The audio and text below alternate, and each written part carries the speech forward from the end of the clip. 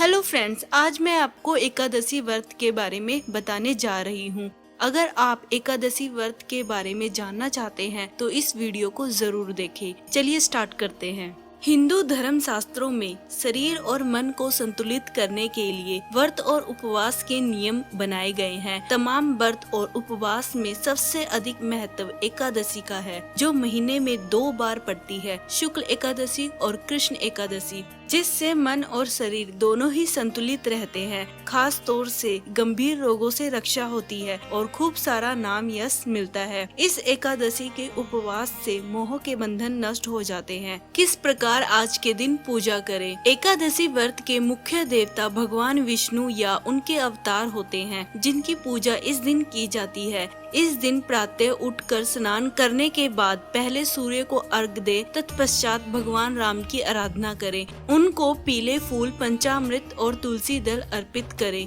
फल भी अर्पित कर सकते हैं। इसके बाद भगवान नारायण का ध्यान करें और उनके मंत्रों का जाप करें। इस दिन पूर्ण रूप से जल आहार लें और फलाहार लें, तो इससे श्रेष्ठ परिणाम मिलेंगे। अगले दिन प्रातः एक वेला भोजन या अन्य किसी निर्धन को दान करें। इस दिन मन को ईश्वर में लगाएं, क्रोध ना करें और असत्य ना बोलें। इस दिन भगवान विष्णु की पूजा और किए गए जप, तप, दान आदि का बहुत अधिक महत्व है, लेकिन ये जानना बेहद जरूरी है कि एकादशी में क्या ना करें। त्रिमूर्ति ब्रह्मा, विष्णु और महेश जी में भगवान विष्णु जी को जगत का पालनहार अर्थात पालने वाला माना गया है और एकादशी भगवान विष्णु को सबसे अधिक प्रिय है। इस दिन कुछ बातों का विशेष ध्यान रखना चाहिए, जिससे भगवान श्री हरि की पूर्ण कृपा प्राप्त हो सके।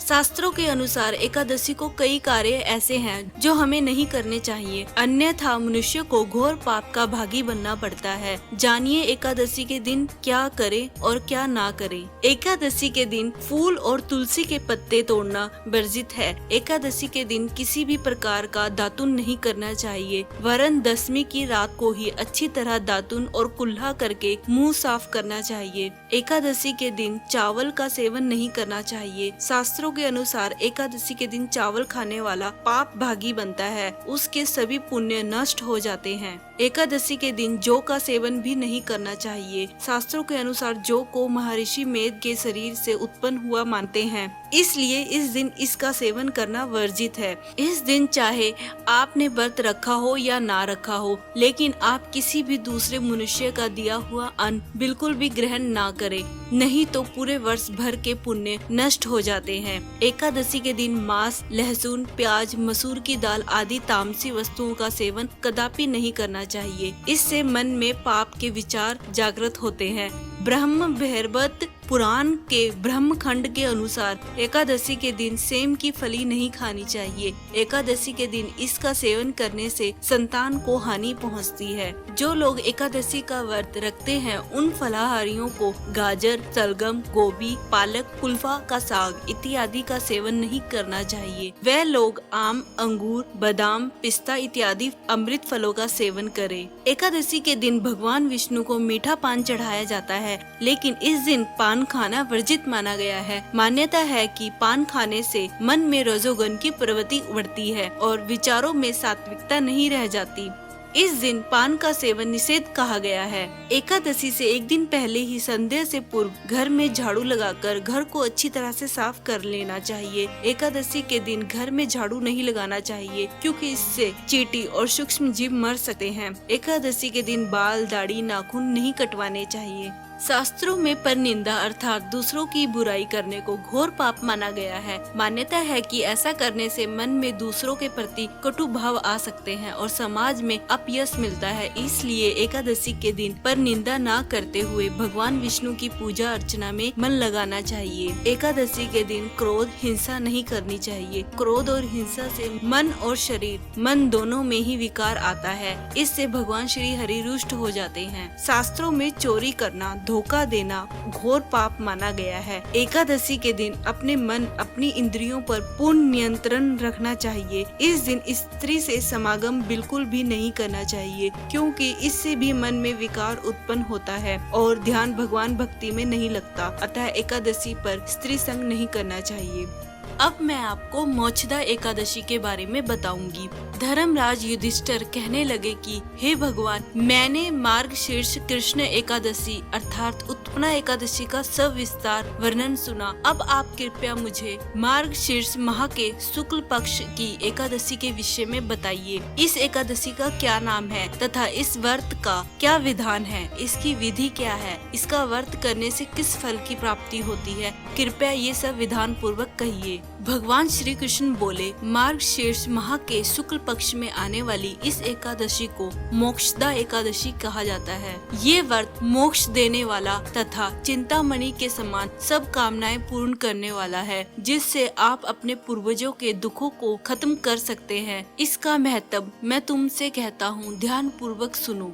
गोकुल नाम के नगर में वेखानस नामक राजा राज्य करता था। उसके राज्य में 4 वेदों के ज्ञात ब्राह्मण रहते थे। वह राजा अपनी प्रजा का पुत्रवत पालन करता था। एक बार रात्रि में राजा ने एक स्वप्न देखा कि उसके पिता नरक में हैं। उसे बड़ा आश्चर्य हुआ। प्रातः वह विद्वान ब्राह्मणों के पास गया और अपना स्वप्न सुनाया। कहा, मैंने अपने पिता को नरक में कष्ट उठाते देखा है। उन्होंने मुझसे कहा कि हे पुत्र, मैं नरक में पड़ा हूँ, यहाँ से तुम मुझे मुक्त कराओ। जब से मैंने ये वचन सुने हैं तब से मैं बहुत बेचैन हूँ। चित्त में बड़ी अशांति हो रही है। मुझे इस राज्य, धन, पुत्र, स्त्री, हाथी, घोड़े आदि में कुछ भी सुख प्रतीत नहीं होता। क्या करूँ? राजा ने कहा, हे ब्राह्मण देवताओं, इस दुख के कारण मेरा सारा शरीर जल रहा है। अब कृपया करके कोई तप, दान, व्रत आदि ऐसा उपाय बताइए जिससे मेरे पिता को मुक्ति मिल जाए। उस पुत्र का जीवन व्यर्थ है जो अपने माता पिता का उद्धार ना कर सके।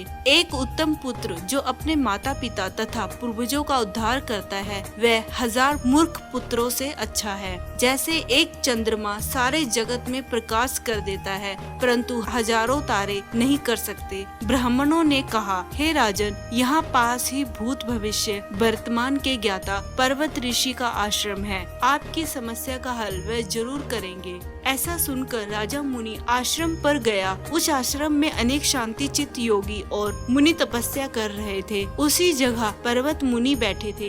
राजा ने मुनि को साष्टांग दंडवत किया। मुनि ने राजा से संगोपांग कुशल पूछी। राजा ने कहा कि महाराज, आपकी कृपा से मेरे राज्य में सब कुशल है, लेकिन अकस्मात मेरे चित्त में अत्यंत अशांति होने लगी है। ऐसा सुनकर पर्वत मुनि ने आंखें बंद की और भूत विचारने लगे।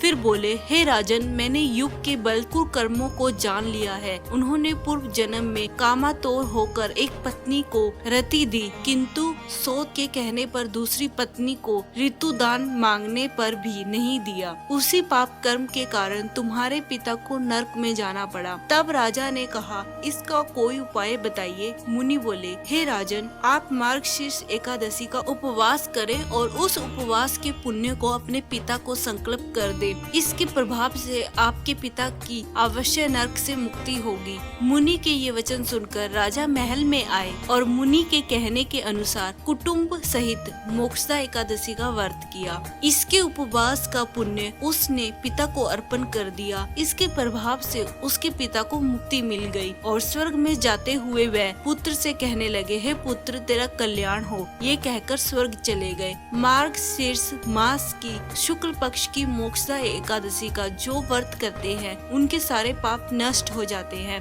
इस व्रत से बढ़कर मोक्ष देने वाला और कोई व्रत नहीं है। इस दिन गीता जयंती मनाई जाती है। साथ ही ये धनुमास की एकादशी कहलाती है। अतः इस एकादशी का महत्व कई गुना और भी बढ़ जाता है। इस दिन से गीता पाठ का अनुष्ठान प्रारंभ करें तथा प्रतिदिन थोड़ी देर गीता अवश्य पढ़ें।